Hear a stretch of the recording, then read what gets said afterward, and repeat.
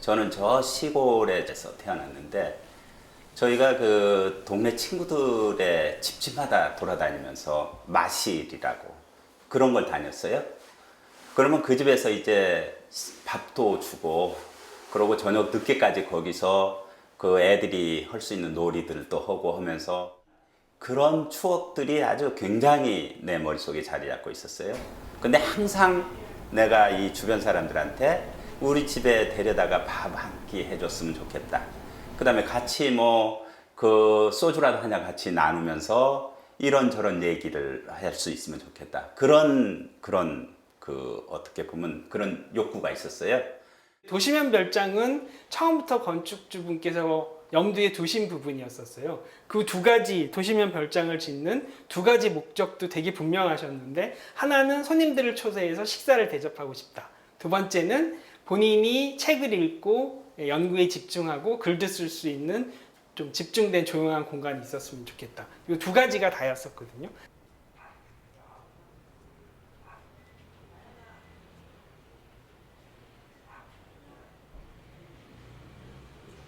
별장 혹은 세컨하우스라고 하면 대부분 다 교회, 지방, 그리고 어느 정도 집에서 충족하지 못한 것들을 해야 되기 때문에 면적이 어느 정도 확보되기 마련이에요.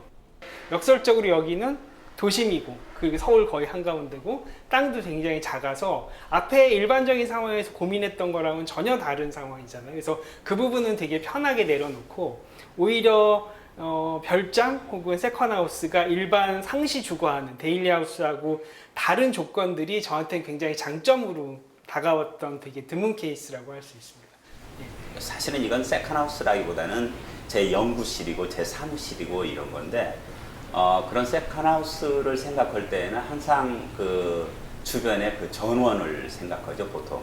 그런데 내 아까 그 생각했던 그 목표에는 부합되지 않는 것 같아서 그렇게 하려면은 교통이나 뭐나 이런 것들을 고려해서 이 가까운데 사람들이 많이 모여 있는 곳에 그런 장소를 만드는 것이 좋겠다. 항상 그런 생각을 했어요.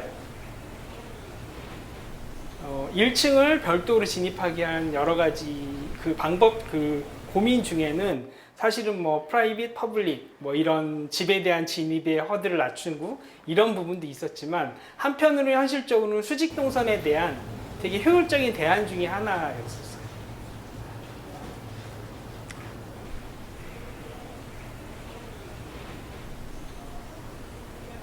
그 일부 사람들을 초대해서 내가 밥을 직접 해주고 하는 공간이었기 때문에 신발을 신고 들어오면은 그 가정집에 들어가는 그런 느낌이 아니고 식당에 들어가는 느낌이기 때문에 그게 좀 마음에 걸린다 해서 그 부분에 대해서 많은 논의가 있었어요. 제가 그동안 이제 오랫동안 건축을 하고 이렇게 하면서 이게 서양하고는 다르게 일본이나 한국 같은 경우에는 신발을 벗는 순간 남의 영역으로 들어간다는 이런 심리적인 허들이 생긴다라고 그냥 터득한 바가 있어서, 그렇다고 하면 아예 신발을 신고 조금 더 자연스럽게 접근하게 하면 조금 공적인 성격 혹은 집에서 여러 가지 의미가 좀 달라지지 않을까 생각해서 이제 제안을 드렸던 거고, 최종적으로 이걸 계속해서 쓰시면서 사실은 입구도 분리돼 있고 진입 방법도 분리가 돼 있고 또 신발을 신고 벗고 이것 때문에 활용하는 동안에 자연스럽게 집에서 공적인 영역과 사적인 영역들이 자리가 잡게 됐지, 처음에 이 집을 생각하실 때는 사실 전체적으로 다 사적인 공간, 그러니까 아주 사적인 공간, 조금 덜 사적인 공간이었었어요.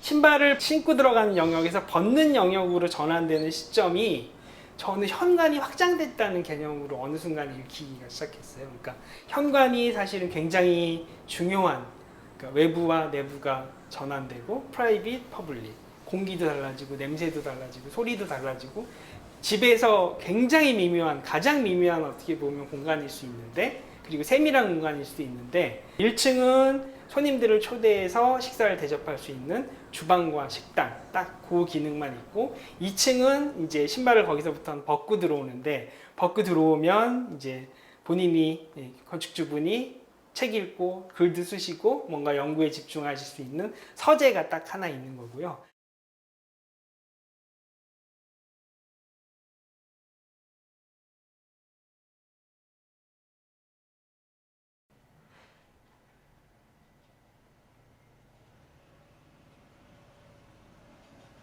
집의 중요성이 점점점 늘어나는 것은 확실히 분명한 것 같고, 예전에는 일하는 곳은 완전히 떨어져 있고, 그리고 멀리 떨어져 있을수록 더 좋다고 생각을 하고, 그래서 직장에서 일을 하고 나면 퇴근해서 집은 되게 편하게 쉴 수 있는 단순한 휴식 장소로 생각을 했는데, 그게 이제 집에 대한 욕구들이 변하면서 또 젊은 세대는 그런 집을 소유하거나 살 수 없는 경우가 많아지면서 집은 작아도, 그리고 직장은 되게 빡빡해도 그걸 누릴 수 있는 제3의 공간이라는 부분에서 굉장히 많이 최근 몇 년 사이에 언급이 됐잖아요.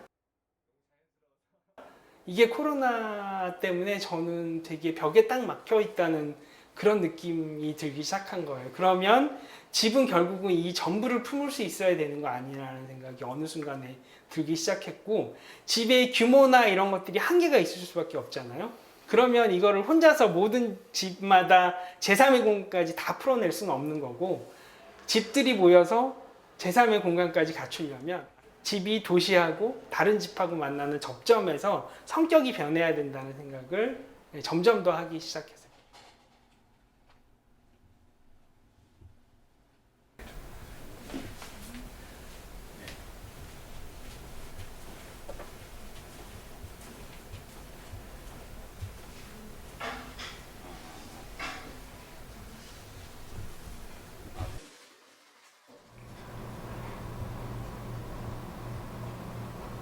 삼 3층은 사실은 제가 쓰임새를 기대했을 때 책을 많이 읽으시다가 동네 산책을 하실 수도 있지만 또 편하게 누워 계실 부분이 필요하고 또 공기도 좀 쐈으면 좋겠고 이런 부분들이 필요하니 3층은 약간 그런 프라이빗한 거실 정도였으면 좋겠다라고 생각해서 만든 공간이 여기예요.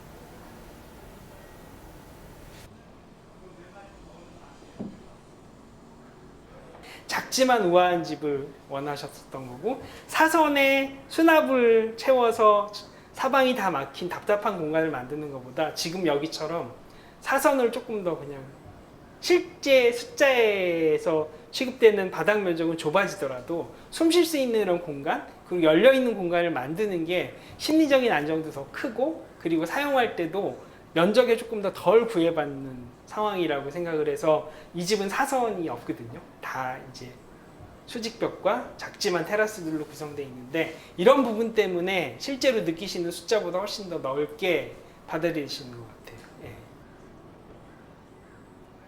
제 그 전공이 그 CFO 쪽을 참 많이 오랫동안 했어요. 이제 그러다 보니까 사실은 그 숫자 부분에 대해서 굉장히 민감하고, 거기에 대해서, 근데 내가 여기서 만난 많은 사람들이 몇 평이냐, 얼마 들었냐, 이런 부분에 대해서 보통 사람들이 많이 관심이 있어요. 그래서 내가 그래도 여기서 살면서 그런 부분에 대해서 이게 얽매이지 않는다, 이런 것을 얻은 소득으로서 큰 가치라고 생각하는데,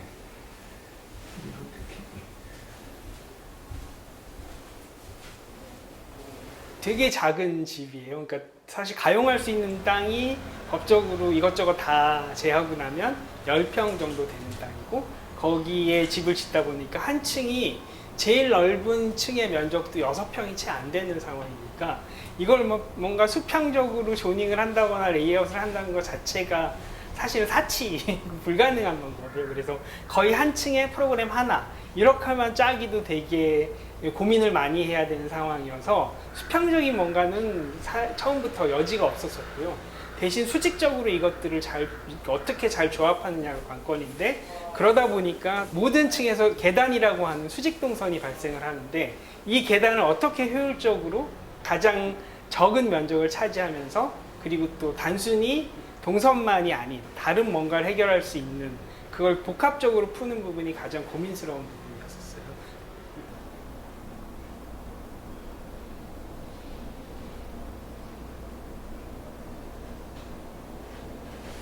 저는 이 장소가 사실은 작은 땅에서 작은 연면적으로 집을 지어놨지만 너무나 내 그 면적이 좁은 거에 대해서 불편함은 그건 전혀 안 느끼는 것 같아요.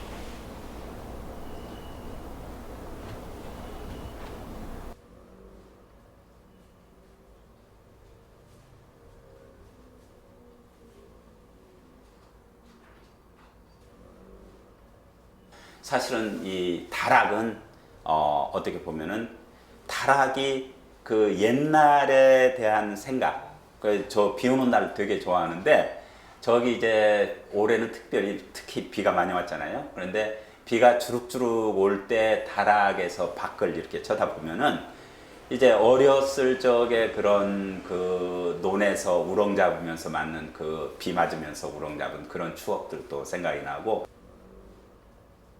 그리고 4층 같은 경우에는 좀 작고 다락방이긴 하지만 그래도 뷰가 제일 좋은 공간이기도 하고, 또 늦게까지 일을 하시다가 아니면 손님들이 오셨다가 술 좀 드시고 그래서 이제 만약에 못 돌아가실 경우가 있으면 편히 쉬고 주무시고 가실 수도 있겠다 싶어서 이 두 개 공간은 제가 이제 추가로 조금 제안을 드린 건데 그 부분도 억셉트를 해주셔서 전체적으로 그렇게 공간이 구성이 된 거고.